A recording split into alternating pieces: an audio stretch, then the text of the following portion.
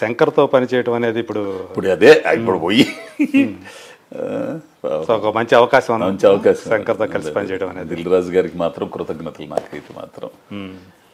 దిల్ రాజు గారు దాంట్లోనే ఇంకో రెండు సినిమాలు అడిగారు. ఓకే, సో ఆరోగ్యం జాగ్రత్తగా కాపాడుకుంటున్నావా?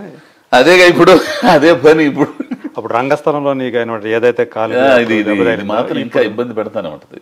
అంటే కొంచెం అంటే ఆ గుజ్జు పొర చిరిగిపోయింది కదా, చిరిగిపోయి వయసు పెరిగే కొద్దీ ఆ గుజ్జు కరిగిపోయే మోకాళ్ళ నొప్పులు వచ్చేది. అదే కుర్రోళ్ళుగా ఉన్నప్పుడైతే ఏదైనా దెబ్బ తగిలినా కానీ టేర్ అయినా కానీ పడుతుంటుంది. ఇప్పుడు ఏం తిన్నా కానీ ఏం చేసినా కానీ అది ఏమైంది, అది నొప్పులు వచ్చేస్తుంటాయి. అదొకటి. అంటే మామూలుగా నడవటానికి అట్లాగే నీ గుండెకి కూడా ఒక స్టంట్ ఉంది అనుకుంటా. నుంచి తక్కువ ఇటు మొత్తం అన్నీ అయిపోయింది అసలు. అయినా కానీ ఇంత ఉత్సాహంగా చెయ్యాల తప్పదంటే అదే చెబుతారు చూసా అవకాశాలు. అంటే ఒక టైంలో విచిత్రం అనిపించింది, అందరూ తెలిసిందే. ఇబ్బంది అంటే నువ్వు అన్నావే ఇట్లా ఎందుకు ఉండగలుగుతావు ఏంటి ఇది అని అంటే, ఒకప్పుడు మనకు ఏది ఉంటే అది వేసుకుని తినేసి వెళ్ళిపోయి ఏంది అప్పుడు లేక ఇప్పుడు ఉన్నా కూడా అలాగే ఉంటున్నావు. అది కదా నాకేమనిపించట్లే ఇప్పుడు. అయ్యేమన్నా పాపం ప్రొడక్షన్ వాళ్ళు వీళ్ళందరూ కూడా మంచి అన్నీ పంపిస్తారు. అజయ్ ఘోష్ అసిస్టెంట్లు నాయన ఇంతగా అటు చూడటం. ఇంటికాడి నుంచి అన్నం వండుకొని వెళ్తా నేను. అక్కడ కుక్కర్ పెట్టుకుని కూర ఏదో ఒకటి వండుకుని వెళ్తా. అవునా? ఉప్పు కారం ఇవి లేకుండా కొంచెం అంతంత వండుకొని అక్కడ తిన్నావు. అక్కడ తిన్నాం. పాపం అసిస్టెంట్లు వాళ్ళు వీళ్ళు మేనేజర్ తింటాడు. కొంచెం కూర బీరకాయో దొండకాయో ఏదో ఒకటి వండుకొని పొద్దున్న 4 గంటలు వేసి వండుకొని అది తీసుకుని వెళ్తా. నీవంటే నా వంటే నేను స్వయం పాకం అంతే. ఈ జీవితం అంతా అది అయిపోయింది కదట. ఇంక నేను చేస్తా. ఇప్పుడు ఇంకో విషయం అదే పెద్ద గొడవ అదే ఇంటూ ఇవితో ఏమన్నా చేస్తే ఎందుకు ఇంత కారణం, నీతో మా కూడు కదా నువ్వు ఒంటరికి బతికినాడు వెళ్ళిపోవా నువ్వు అసలు మొన్న కూడా నిన్నే కడుపు మంట వస్తున్నావా నువ్వు చేస్తుంటే అంటేను. ఇప్పుడు ఉప్పు తగ్గించాలంటే ఉప్పు ఉడిదితే కాదు కారం కూడా తగ్గిస్తేనే కానీ ఉండేది. అదే ఉప్పు తీసేస్తే ఉన్న కారం మంట ఇచ్చి దాంతోపాటు కారం కూడా తగ్గించాల. తగ్గిస్తే కొంచెం ఇదిగా ఉంటుంది. నువ్వు కారాన్ని నుంచి ఉప్పు తీసేస్తే అది మంట ఏముంటుంది. ఉప్పు తీయమన్నా ఒక ఉప్పే తీసానంటే సరే ఇబ్బంది పెట్టడం ఎందుకు లేని నా కూర నేనే వండుకోవటం. జీవితం అలవాటు అయిపోయింది అబ్బాయి. అంటే అంతే చెబుతారు స్వయం వండుకునే వాళ్ళకి ఇంట్లో వండేవాళ్ళు. సో అదే అంతే నీ లైఫ్ స్టైల్ అనేది అదే. అంతే పర్మనెంట్ లైఫ్ స్టైల్ లాగా నాకు ఉన్నా లేకపోయినా బొంగు పోసడు ఏం లేదు అసలు. ఇదొకటి ఉండి ఏంది సినిమాలు ఉన్నా లేకపోయినా కానీ ఎట్లా తిరగటం ఈయన బతకాలి. కాబట్టి ఇప్పుడు ఆడికి కూడా రెండో వాడికి కూడా ఏదైనా పెళ్లి చేసేసామనుకో ఆడి బతుకువాడు బతుకుతాడు ఈయన బతుకుంది. సరే ఇప్పుడన్నా వేషం మార్చాయి అని చెప్పి అంటారా వాళ్ళుగా. అసలు వదిలేశారు వాళ్ళు కూడా వదిలేశారు ఈయన ఇంతేలే అని. వాళ్ళకి తెలియదు ఇప్పుడు నాకేం అసలు అనిపించట్లా. ఇప్పుడు అంటే ఎందుకు ఇవన్నీ కూడా ఇక ఏదన్నా ఇక ఉన్న కొద్ది జీవితం అన్నా ఎవరికైనా ఉపయోగపడితే బాగుండు, సమాజానికి దేనికన్నా ఉపయోగపడితే బాగుండు అని ఆలోచిస్తున్నా తప్పితే అదే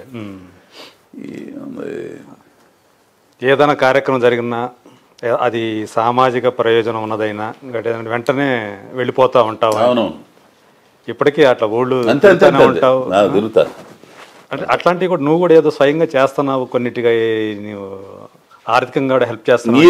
ఏం చెబుతావు కొన్ని మనకున్నంతలో ఏదో ఒకటి చేయాలి కాబట్టి ఇస్తుంటావు అంతే. నువ్వు కూడా ఏమన్నా స్వయంగా ఏదైనా పెట్టి ఒక ఆర్గనైజేషన్ లాగా పెట్టి ఇంకేం లేదు అట్లాంటిది ఏం లేదు. అదేం లేదు కానీ కొంచెం అట్లా చేసేవాళ్ళకి ఏదైనా చేయటం మనం. మన ఊరి స్నేహితులు ఏమంటూ ఉంటారు దక్షిణామూర్తి దక్షిణామూర్తి అయితే ఆడు కూడా రావాలని పాపం రావాలని కుదరదురా. ఉద్యోగం ఏమో వదులుకోలేడు. టీచర్ ఉద్యోగం మంచి రచయిత ఉన్నాడు నీలో మంచి పాటలు రాయరా అని అదేమన్నా రాస్తుంటారు రాస్తుంటాడు. రిజైన్ చేసేసి అంతా వచ్చేస్తాను రా ఇంకో 2 ఏళ్లలో అని అన్నాడు. వచ్చి నువ్వు స్వయంగా మొత్తం తిరిగితే కానీ తెలియదురా అని చెప్పేసి నేను అంటుంటా. ఇంతేలా అనుకుంటుంటారు కొంతమంది. సరే కానీ చేసేదేముంది. అదే శ్రీశ్రీ గారిది ఒక్కటే గుర్తుపెట్టుకుంటాను నేను ఎప్పుడు. ఏంటది? నిప్పులు చిమ్ముకుంటూ నింగికి నేను ఎగబాగితే నిబిడాశ్చర్యంతో వీళ్ళు, నెత్తురుగక్కుకుంటూ నెల రాలిపోతే నిస్సహాయంగా వీళ్ళే. ఓ మేము ఎప్పుడు అనుకున్నారో బాబుడే మా జీగోషుడు మామూలుడు గదిలి అన్న చూడే మాకు తెలుసురా. ఏదైనా తేడా వచ్చి కింద నాకు పెద్ద గాలి నాకు అనుకుంటే అట్లా నాశనం అయిపోయాను. అదే నోళ్ళు అంటాయి. నేనుగా ఉంటే సరిపోయిందిగా, ఎందుకు వచ్చింది కూడా. ఇప్పుడు రేపు ఏం లేవు, ఇదేమి లేదు. ఇక ఎల్లకాలం ఉండవు ఈ సినిమాలు. వయసు మీద పడింది, ఇది అయిపోద్ది, అన్ని ఇది అవుతాయి. ఏంది ఒక సంవత్సరం 2 సంవత్సరాల తర్వాత ఒక 5 సంవత్సరాలు చేస్తావు. తర్వాత ఏంది పరిస్థితి ఏంది? సో ఈ తర్వాత అయినా కొత్త వాళ్ళు వస్తారు కదా. ఈ రోజు మనకు అవకాశాలు వచ్చినాయి, తర్వాత వాళ్ళు అయినా రావాలిగా. రక్తం వచ్చినప్పుడు వెళ్ళిపోవాలి ఏంది. అప్పుడు పోయి ఏదో పని చేసుకుంటాను అంతే. దానికి నేను ఇదైపోయే పనిలే. ఏంది నీ బొట్టోడి దగ్గర పోయి ఏదైనా రొయ్యల చెరువు దగ్గర కాపలా ఉండటం, లేకపోతే ఏదో చేసుకోవటం, కిళ్ళి బొంకు పెట్టుకోవటం. చాలా మంది అంటారు, చెప్తుంటారు కదా, సినిమా రంగంలో ప్రధానంగా చెప్తూ ఉంటారు, దీపం ఉండగానే ఇల్లు చక్కదిద్దుకోవాలి. అంటే ఉన్నప్పుడే సంపాదించుకోవాలని దాచిపెట్టుకో. కొంతమంది ఆ దాచిపెట్టుకోవడం తెలియక ప్రలోభాలకు రకరకాల ప్రభావాలకు గురయ్యి ఖర్చులు పెట్టేసేసి రకరకాల వ్యసనాలకు లోనయ్యి. అజయ్ ఘోష్కి అలాంటి ఏమి ఇప్పుడు అంత లేదు. అంతుంటే నీ పాటి తాటాకులు కట్టేవాళ్ళు. అయ్యో రావా కాకపోతే సరదాగా ఎవరితో కాసేపు అట్ట కూర్చోవటం తప్పితే ఏం లేదు. బస్ స్టాండ్ అయినా కూర్చుంటావు, టీ బంక్ దగ్గర కూర్చుంటావు, రైల్వే స్టేషన్ లో నాకు రైల్వే స్టేషన్ ప్లాట్ఫామ్ అంటే భలే ఇష్టం అబ్బాయి. ఏటపాలెం రైల్వే స్టేషన్ మారిపోయింది పూర్తిగా, తెలిసిన మొత్తం నాశనం చేసేసారు. కొత్త స్టేషన్ పోతే ఇదేంద్రా బాబా, ఇక్కడ గాను చెట్టు ఉంటుంది, గాను చెట్టు కింద కూర్చొని హ్యాపీగా పడుకొని. నేను ఎంత ఇదంటే నాకు ఒక టైంలో అనిపించింది, దుప్పటి తీసుకుని వెళ్ళిపోయాడు తెలిసిన రైల్వే స్టేషన్లో పడుకోవడానికి రాత్రి పూట. అదే ఇల్లు, అదే ఆ చెట్టు కింద చివరిన స్టేషన్ చివరిన ఉండేది ఓ బల్ల, అక్కడ పడుకుంటే బల్ల నిద్ర పట్టింది.